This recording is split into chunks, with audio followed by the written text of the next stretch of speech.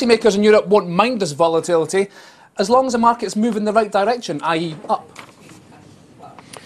Well, the policymakers should worry about all this volatility a lot, but depending on which country we're in, I think the consequences that central banks especially will draw will be very different.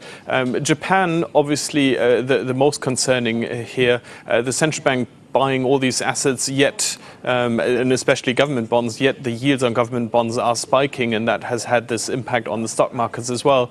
The Japanese market is really trading on hope. There's a little bit of growth, obviously, in the first quarter, but overall, we're hoping that the Japanese will have the structural reforms needed to make this a sustainable recovery. In the US, on the contrary, we have a sustainable recovery. It could be even faster if the government was not doing as much fiscal austerity as it does, but clearly the US is much more sustainable. So the consequences or the lessons that each country should draw from the volatility are different. Japan trading on hope, the US a sustainable recovery. And Europe somewhere in between, I would guess.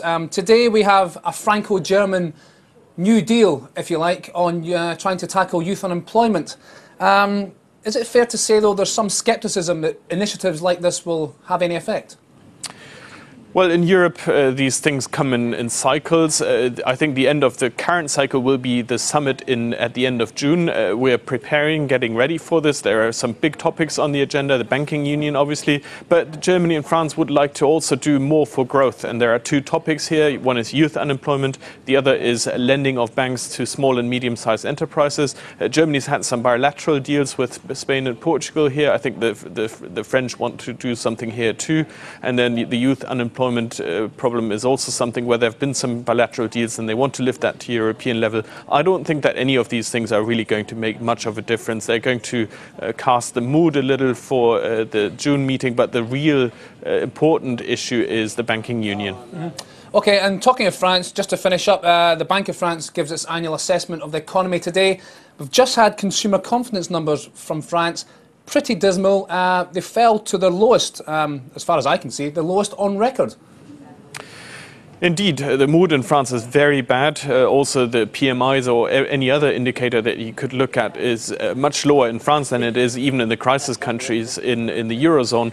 However, I think the mood in France is slightly worse than the actual situation. It's more a vote of no confidence in the government's policies than a reflection of the actual economy. The economy was shrinking, but much less than most of the crisis countries.